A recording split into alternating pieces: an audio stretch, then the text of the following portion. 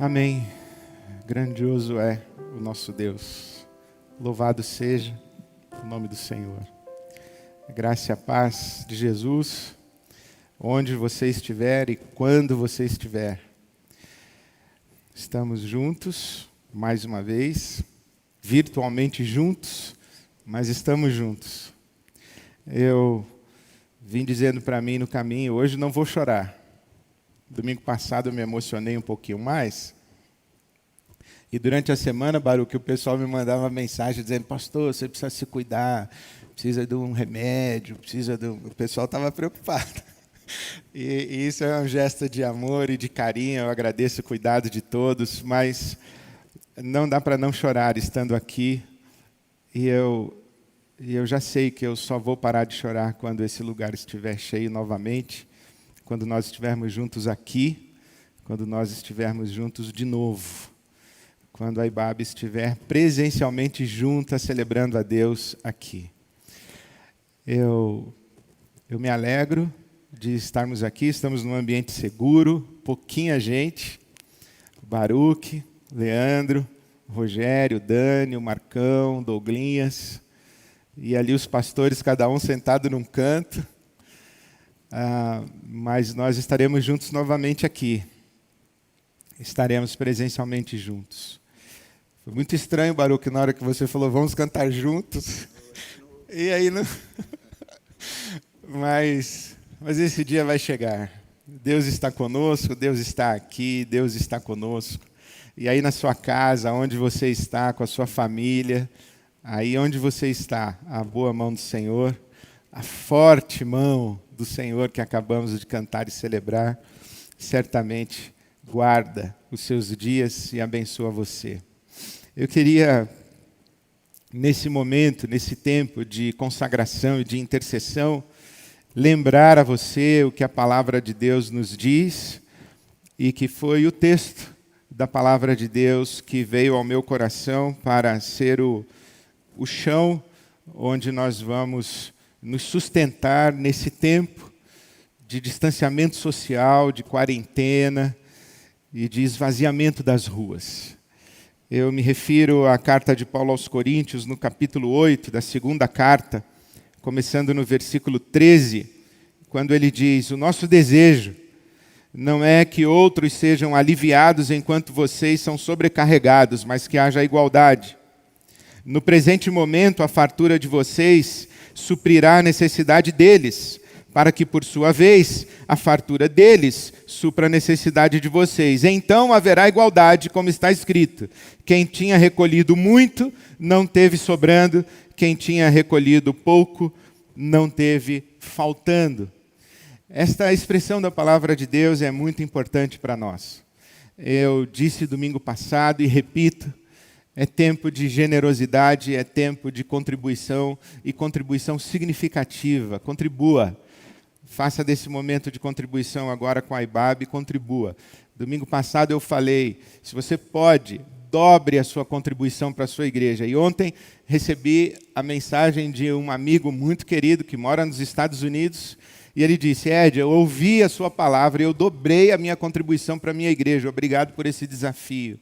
E por que isso é importante? Porque alguns podem fazer isso e outros sequer, talvez, poderão, inclusive, contribuir, porque precisarão de contribuição. Então, eu insisto, se você pode, seja pródigo, pródiga, generoso, generosa na sua contribuição com a sua igreja. Mas, se você tiver que escolher entre cuidar da sua família e contribuir na igreja, cuide da sua família, cuide das pessoas que estão próximas de você. Cuide dos seus amigos, da sua rede de relações, do seu pequeno grupo, do seu grupo familiar, da sua célula. Não deixe que tenham falta as pessoas da sua convivência. Especialmente cuide dos seus funcionários, as pessoas que trabalham na sua casa. Eu tenho ouvido uma discussão sobre vamos dispensar as empregadas domésticas, as funcionárias das casas, sem rendimentos. Vamos dar férias? Não dê férias. Dispense, mas continue pagando o salário. Cuide dos seus funcionários.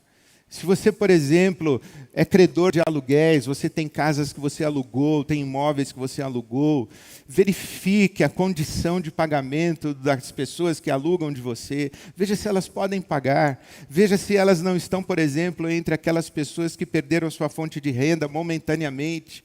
Faça uma negociação, dê um desconto significativo, dê uma anistia do aluguel. Diga, olha, esses 2 meses você não precisa pagar, esses 3 meses você não precisa pagar. Diz assim, pastor, mas vai faltar para mim. Bom, se vai faltar para você, então converse. Porque o importante é não faltar para ninguém. Mas se você pode, essa é a hora. Essa é a hora que a palavra de Deus nos orienta para sermos generosos. Essa semana tivemos uma experiência muito rica.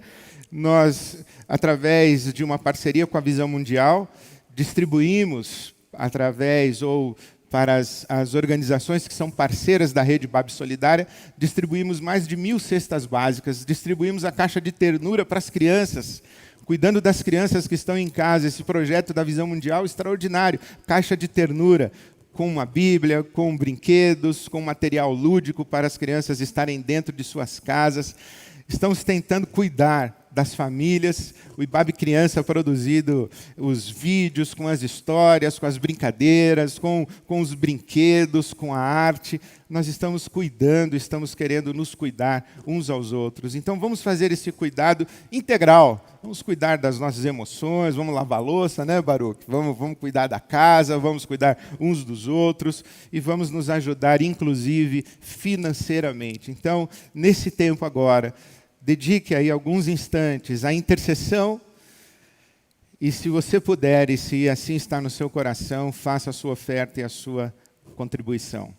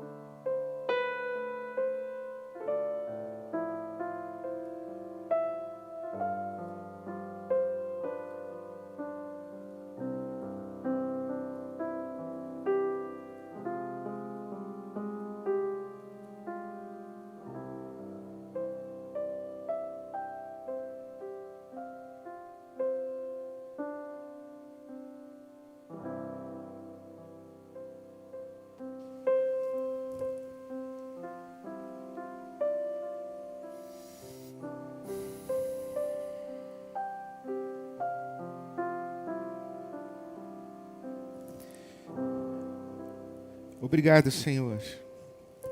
Obrigado, Senhor, por tua forte mão que guarda os nossos dias. Obrigado, Senhor. Obrigado por tua forte mão que lá está, em todo lugar, em todo tempo e com todo mundo. Obrigado, Senhor.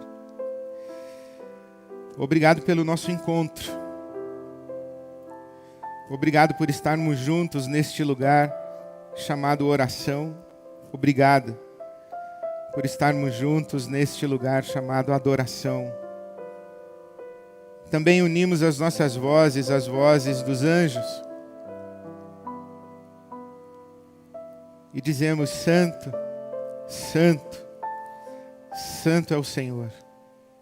Lindo, lindo. Lindo é o Senhor. Glória ao teu nome. Glória ao teu nome. Amém.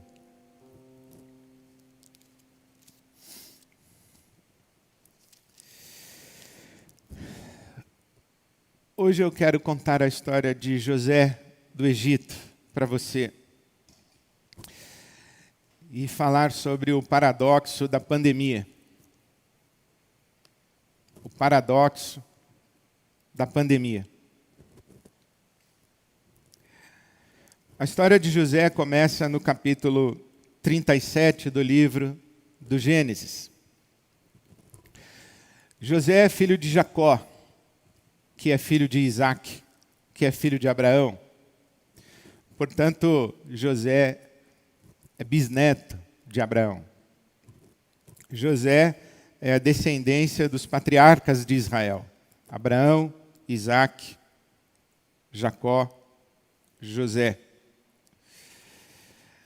Jacó teve filhos com Lia, sua primeira mulher, com Zilpa, a sua serva de Lia, e com Raquel, porque Raquel era a mulher da vida de Jacó. Jacó amava Raquel. E com Raquel, Jacó teve 2 filhos, José e Benjamim. José é o primogênito de Jacó com Raquel. E por isso, por ser o primogênito com a mulher do seu amor, José era seu filho predileto, seu filho escolhido. José tinha sonhos. José sonhou que os seus irmãos, mais precisamente 11 irmãos, ficariam à sua volta e se prostrariam diante dele. E certa manhã José se levanta e diz: eu sonhei também com papai e mamãe. Eles estavam também se prostrando diante de mim. Bom, os irmãos de José não gostaram e não gostavam dessa postura de José. Cultivaram para com ele um ciúmes, uma raiva, talvez até um ódio, motivado pela inveja. Sabe lá que coisas ocupam o coração humano. Mas o fato é que os irmãos trataram a morte de José e levaram-no para o deserto, e ali no deserto tramaram a sua morte, mas um dos seus irmãos, Rubem, disse: não vamos matá-lo, vamos vendê-lo como escravo, porque passava uma caravana de mercadores de escravos. Então alguém disse: vamos vendê-lo como escravo. E assim eles pegaram as vestes de José, misturaram com sangue de um animal, levaram ao seu pai Jacó e disseram: José, seu filho, foi morto. Mas, na verdade, os irmãos o venderam como escravo para o Egito. Chegando no Egito, José foi trabalhar na casa de um oficial militar chamado Potifar. E ali na casa de Potifar foi abençoado, porque a mão de Deus estava sobre ele. E Potifar ficou muito impressionado com ele e transformou José num homem de sua confiança.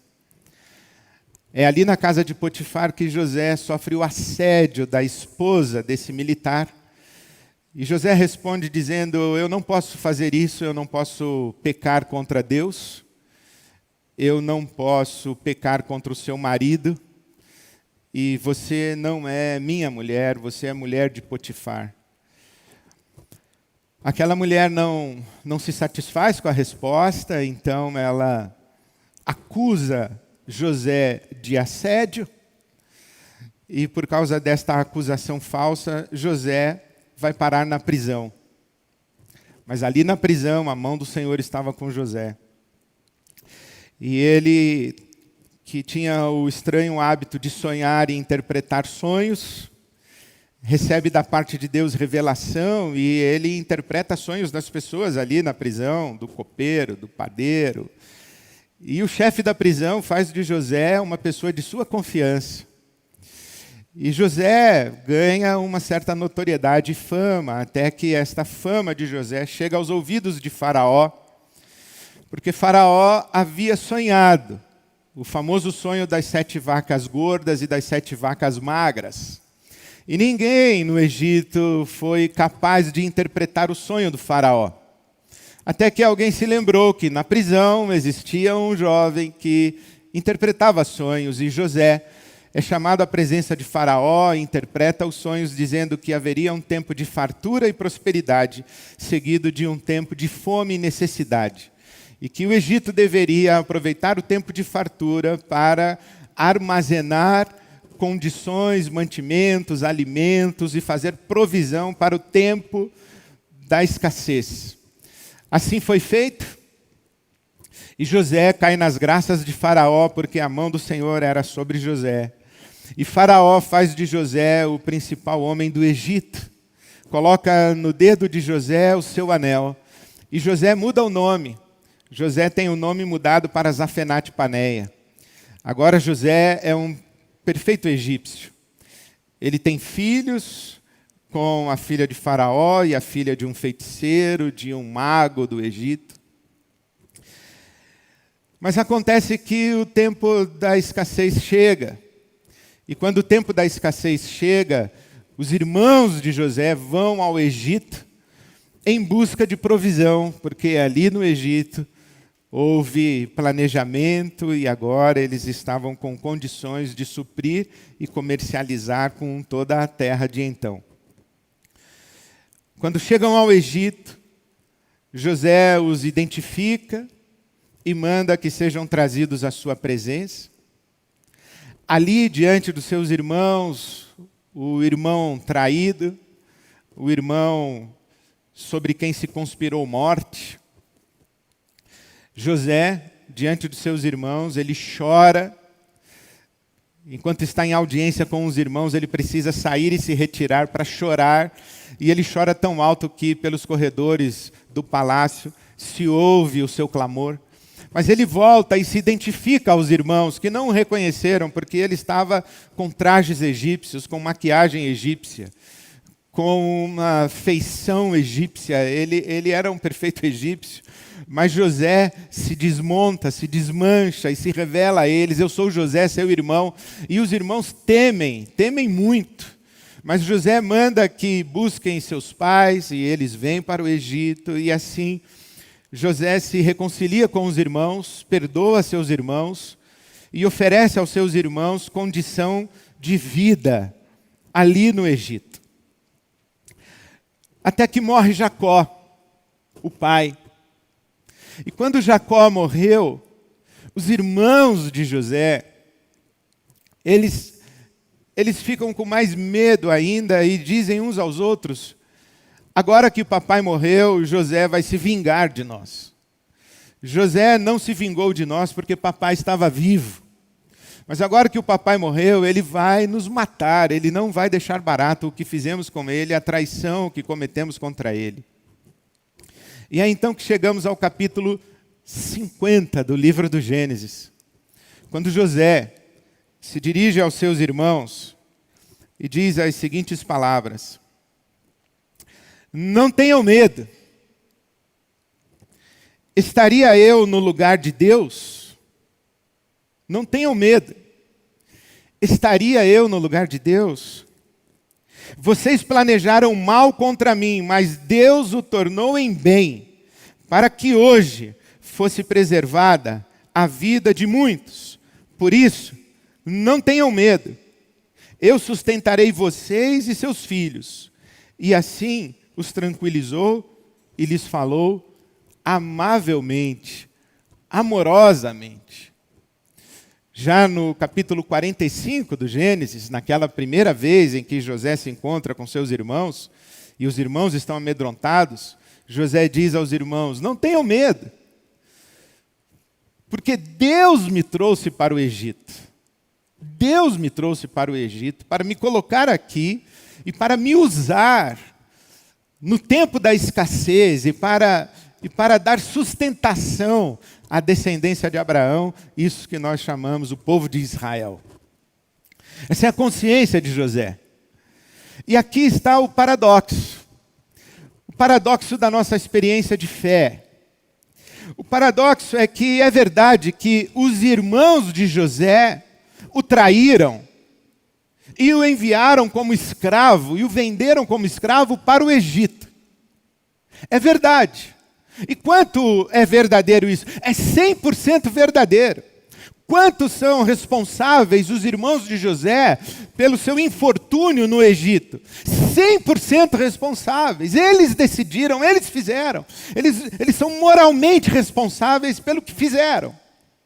Entretanto, José diz assim: mas foi a mão de Deus que me trouxe para cá. Foi a mão de Deus que me trouxe para o Egito. Então, quão responsável é Deus por José estar no Egito? Na percepção de José, 100% responsável. Na percepção de José, a mão que conduz os seus dias e os seus caminhos não é a mão dos seus irmãos, é a mão de Deus. Bom, aí temos um grande paradoxo. Paradoxo dentro do qual se debate a filosofia e a teologia, especialmente a teologia, que vai discutir sobre quais são os limites e as interações entre a liberdade humana, a responsabilidade humana e a soberania de Deus. É um paradoxo, não dá para explicar. As duas afirmações, elas são verdadeiras, elas são aparentemente contraditórias, é por isso que é um paradoxo. O paradoxo é aquilo que Jesus diz: quem perde a sua vida, ganha. Ou é dando que se recebe.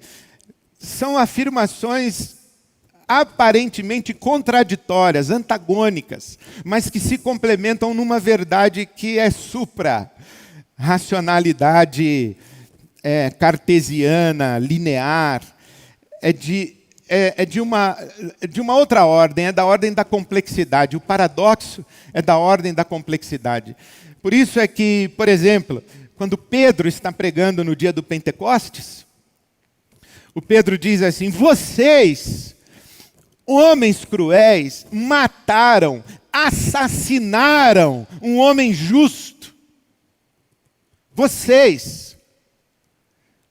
Quão responsáveis pela morte de Jesus eram aquelas pessoas que gritaram Barrabás, Barrabás, e gritaram a respeito de Jesus, crucifica-o, crucifica-o. Quão responsáveis eram? Absolutamente responsáveis. Nós humanos matamos Jesus, nós o assassinamos. A morte de Jesus é obra de nossas mãos. Mas o Pedro, no dia do Pentecostes, ele diz assim: mas Jesus foi entregue pelo determinado conselho de Deus, pelo propósito determinado de Deus, pelo telema de Deus, pela vontade de Deus. Jesus foi morto antes da fundação do mundo. Jesus diz: a minha vida eu de mim mesmo a dou, ninguém a tira de mim. A morte de Jesus foi um ato de amor divino e uma autodoação não coagida, não forçosa pela mão humana, em que Jesus é levado para a cruz se debatendo, dizendo: eu não quero ir. Não, existe uma aliança na economia das três pessoas divinas, em que fica claro que a morte de Jesus é um propósito de Deus e atende a um propósito de Deus na sua sabedoria eterna, que talvez extrapole a nossa inteligência. Tanto é que Paulo, apóstolo, vai dizer que a morte de Jesus é loucura e escândalo. Então esse é o paradoxo da fé, onde há um imbricamento entre a ação soberana de Deus e a liberdade humana. E sabe, quando eu leio a história de José, eu vejo esse paradoxo acontecendo. Eu vejo que há duas histórias que caminham juntas nessa narrativa bíblica. A história que é feita com as nossas mãos humanas. Nós escrevemos a história. Mas misturada na história humana, entranhada na história humana, e por sobre a história humana, há a história da redenção sendo escrita. Nós vamos tomando decisões, nós vamos fazendo escolhas, Nós vamos abrindo portas e fechando portas. Mas existem portas que Deus fecha e ninguém abre. E existem portas que Deus abre e ninguém fecha. A história não está à deriva. E a história não está entregue absolutamente às mãos humanas. O Senhor conduz a história. O Senhor está presente na história. Se nós entregarmos a história absolutamente às mãos de Deus, nós vamos cair numa experiência de fé mágica. Uma experiência de fé alienante, irresponsável. É um seja o que Deus quiser ignorante, irresponsável mesmo. Irresponsável nesse sentido de não responsabilidade, não responder por. A vida tem sua dimensão ética. Nós somos chamados por Deus a dar resposta à existência. Nós temos que decidir. Não decidir, não assumir aquilo que é nossa prerrogativa, é ser irresponsável, é acreditar que tudo depende de Deus e que tudo está nas mãos de Deus.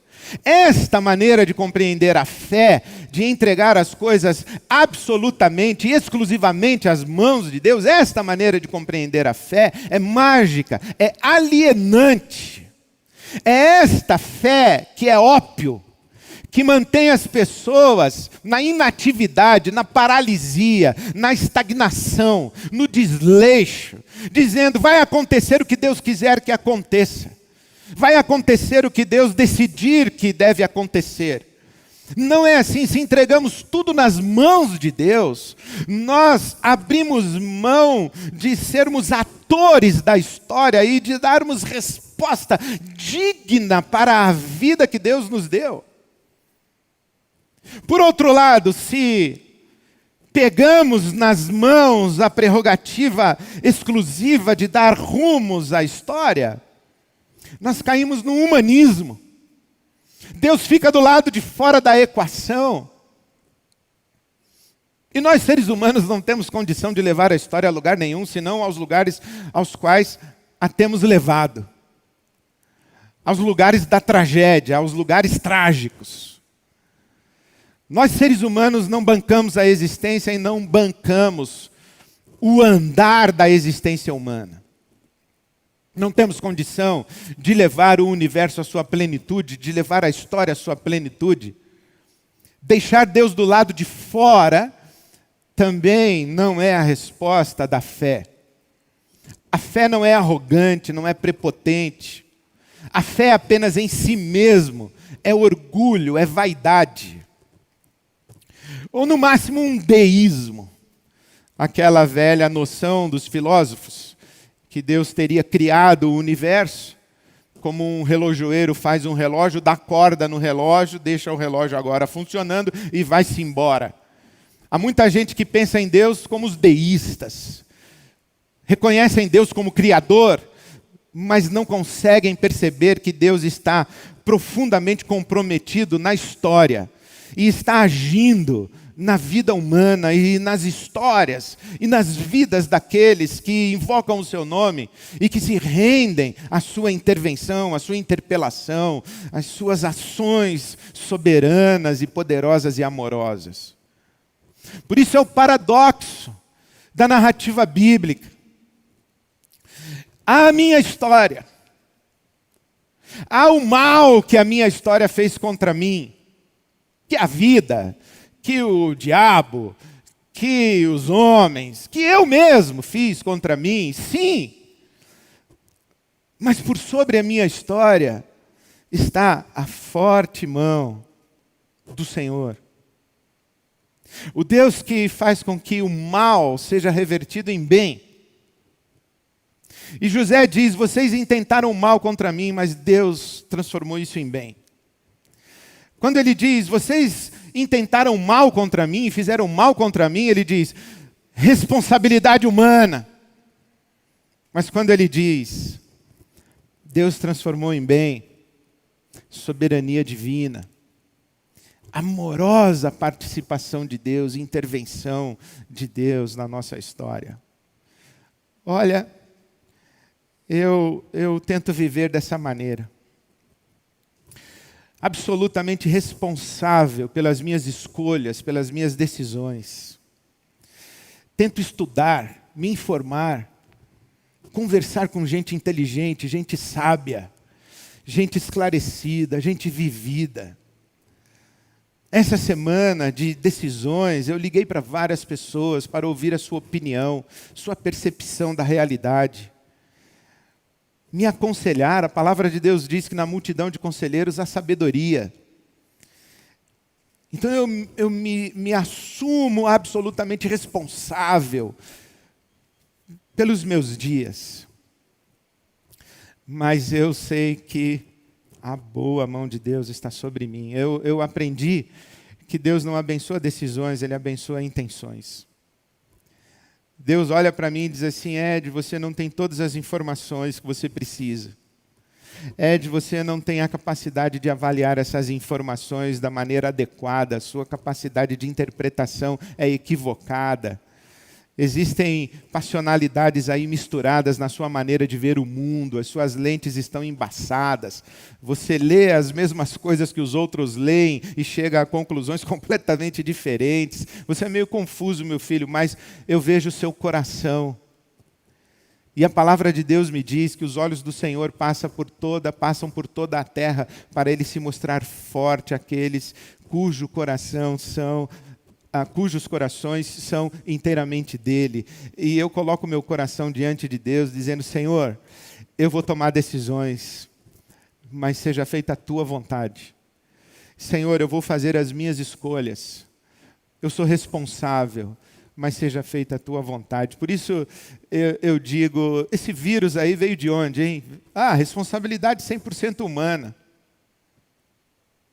O mal está escondido nesse vírus. Estamos vivendo uma tragédia. Tragédia é um conceito que vem de Tragos, o bode do festival grego a Dionísio. Na Grécia Antiga, nos festivais, as festas dionisíacas terminavam com o sacrifício de um bode.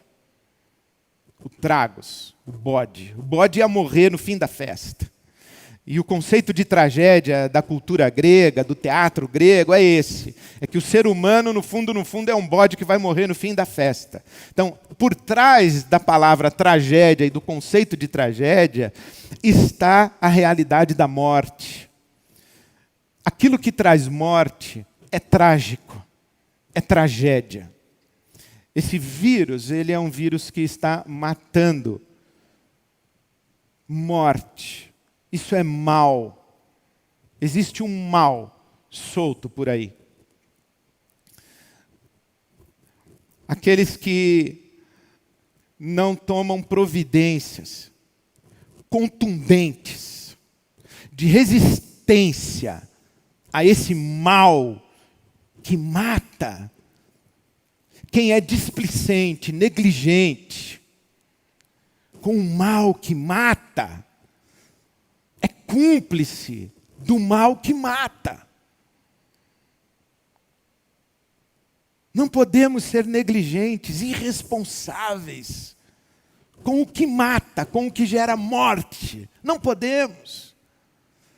Temos que agir de maneira inteligente, enfática, com contundência, com firmeza e com coragem para enfrentar o mal. Mas também devemos agir com fé, crendo que a boa mão de Deus, a forte mão de Deus está sobre tudo isso. E que Deus é capaz de usar esse mal para fazer surgir o bem, para suscitar o bem. E há muita coisa boa que está surgindo desse mal.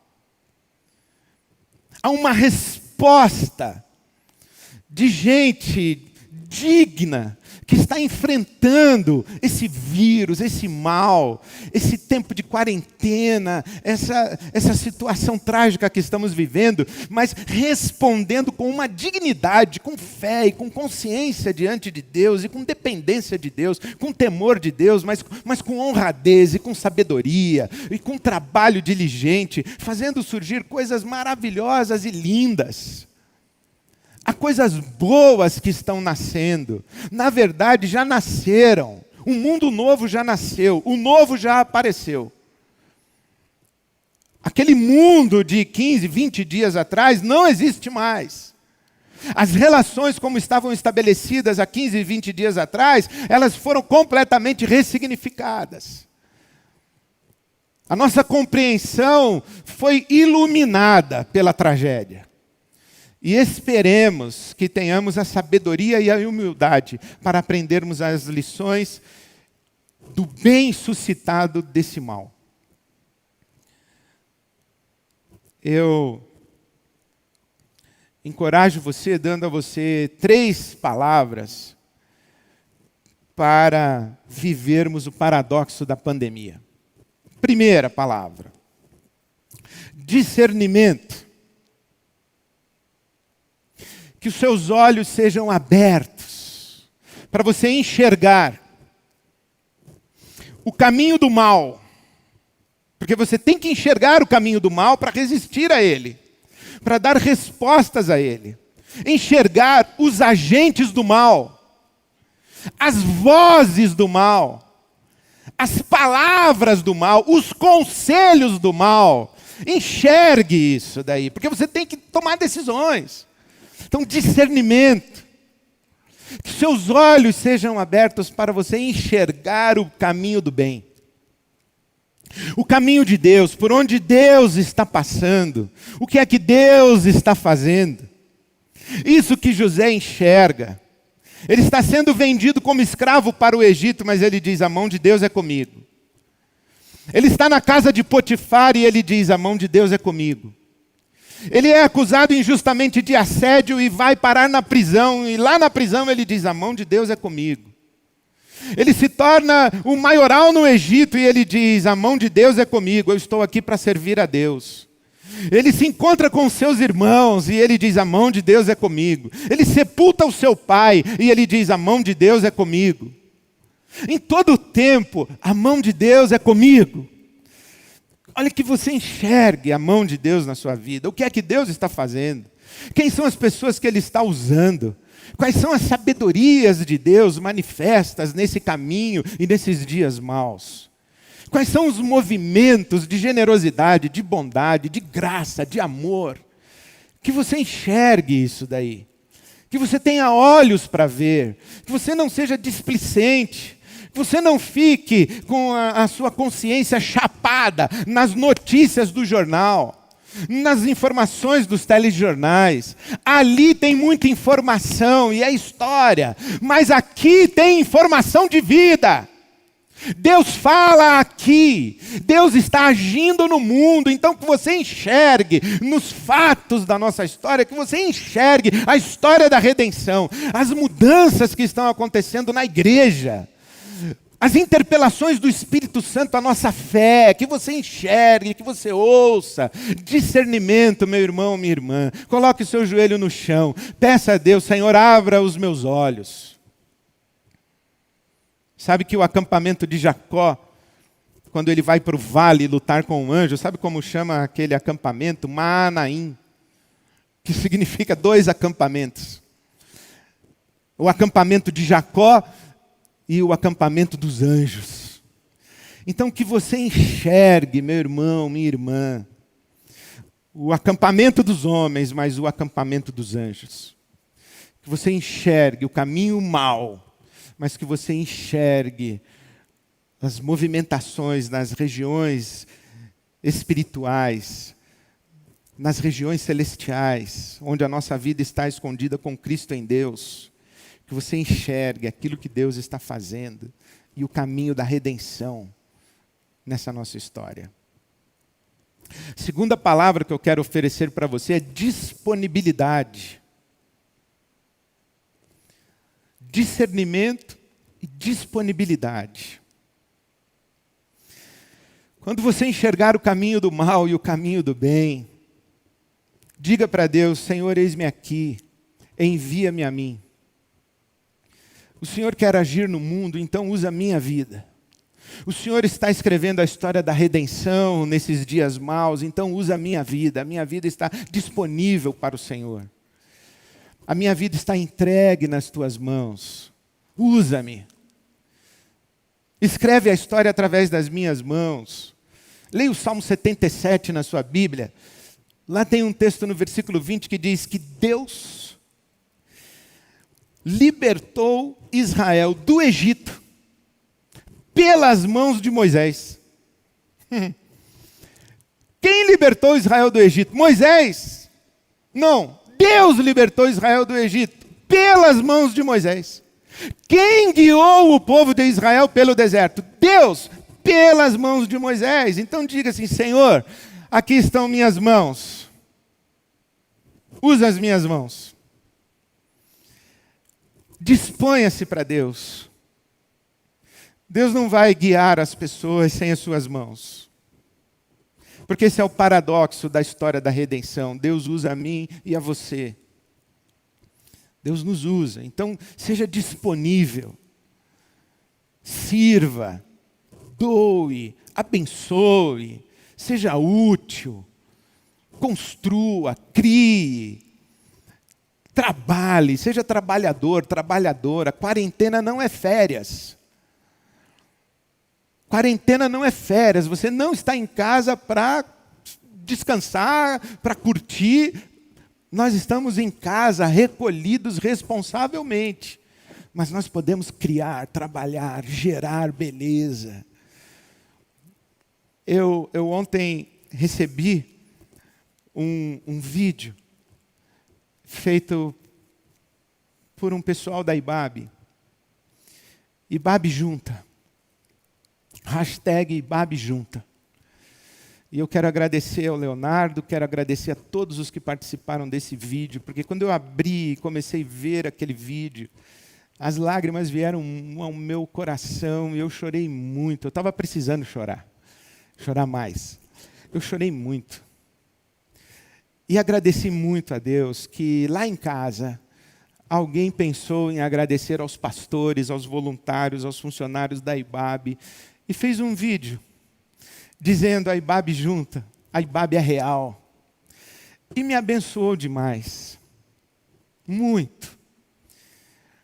Um pequeno gesto, mas que fez muita diferença. Então, disponha-se a pequenos gestos para abençoar pessoas de todas as maneiras que você puder, que você tiver condição. Eu vou dizer para você uma coisa: o trabalho cura. Servir cura a gente. Servir, abençoar pessoas, criar, faz com que a assombração vá embora da nossa casa. Porque nós estamos ocupados abençoando pessoas em nome de Jesus e para a glória de Deus. Nós estamos com as nossas mãos ocupadas, rendidas às mãos de Deus, para que Deus abençoe pessoas através das nossas mãos. Então faça isso. Discernimento, disponibilidade. Terceiro, descanso. Não se esqueça, meu irmão, minha irmã, há um caminho do mal.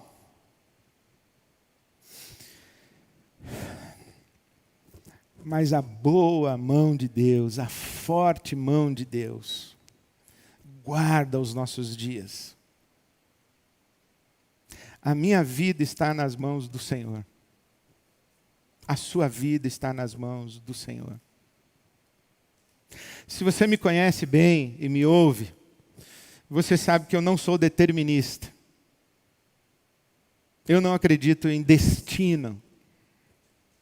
E eu não acredito que os meus dias já estão definidos e que Deus é que vai... Eu não acredito nisso. Porque eu acredito no paradoxo. Eu acredito que eu tenho que fazer escolhas, que eu tenho que tomar decisões. Deus não está brincando de me dar liberdade. Deus me deu liberdade.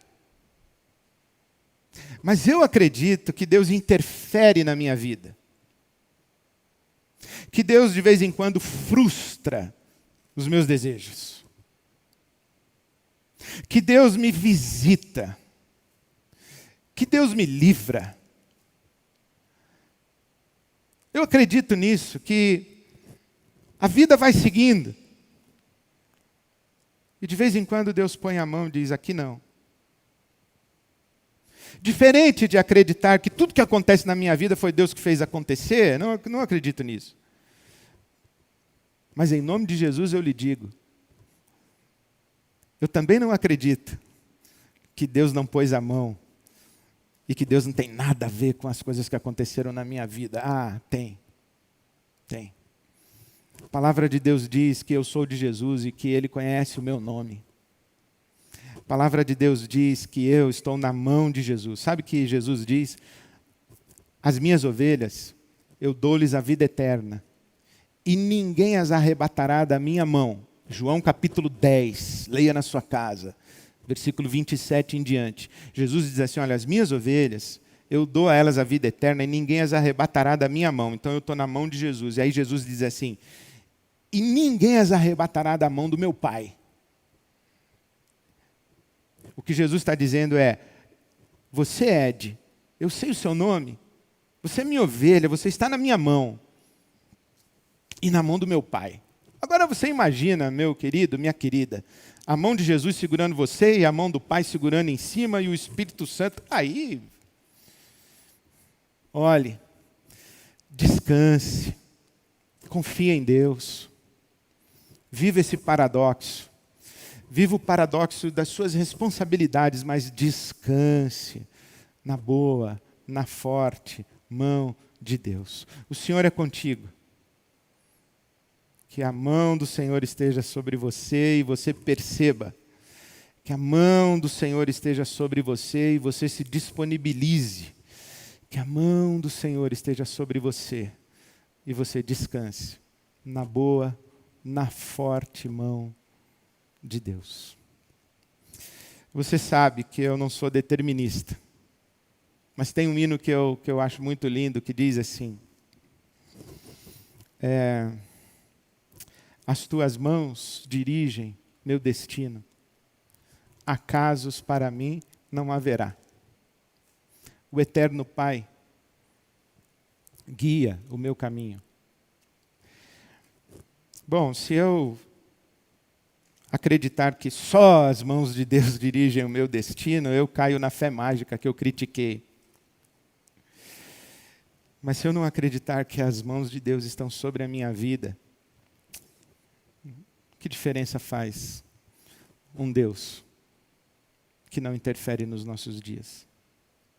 Que diferença faz um Deus que nos deixa entregues à mercê do mal? Meu irmão, minha irmã, as tuas mãos dirigem a minha vida, a minha aventura. Discernimento, disponibilidade, descanso. Em nome de Jesus. Amém.